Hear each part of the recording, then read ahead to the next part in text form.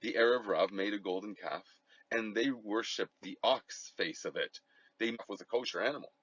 On the right side, the more preeminent side of this configuration, this Merkava, this chariot, is a lion.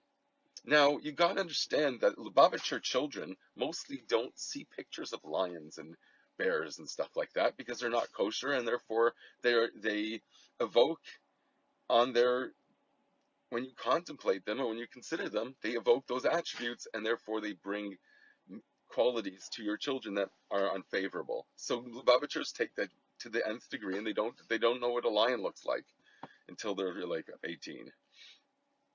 Why would we put a lion on the Merkava,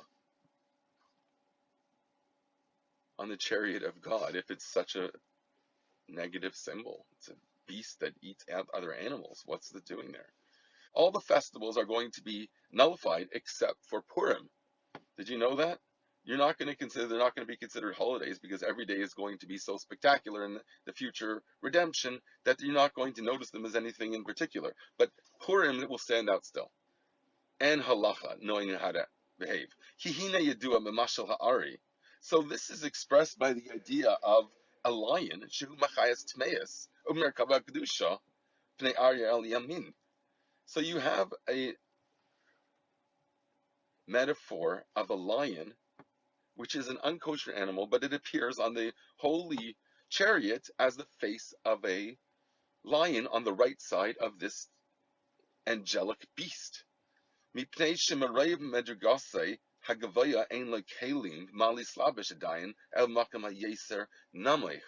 Because when you're trying to depict a dimension that completely transcends, you have to use the most dramatic creature that you could possibly encounter in the world, or you won't understand what we're talking about.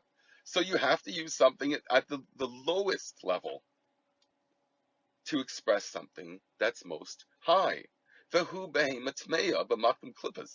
this is an unkosher animal in the place of obstructing forces, things that are negative.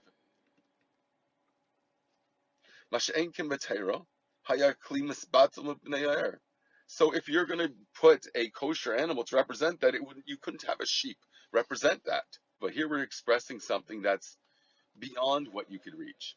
And therefore you need a symbol in the world that will relate to that as something that's just a little bit, I'm not going to sleep in the cage with the lion. So if you have a sheep instead of the lion, it will completely would not be able to withstand it. But from wisdom, from Chochmei law, supernal wisdom, all the way down to the lowest level, the most superficial level.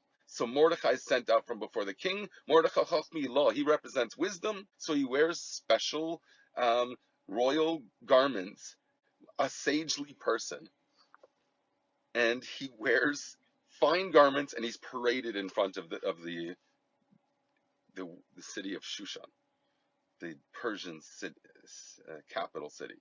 V'yavar Mordechai kemavur v'yitzchayim shehu yetze, and that's the interpretation of Kabbalah you got to insert there to understand what's going on.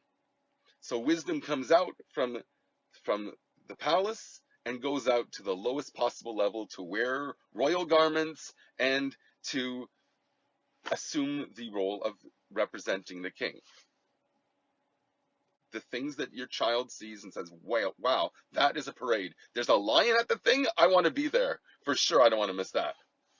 So the power of that is to totally knock out any opposition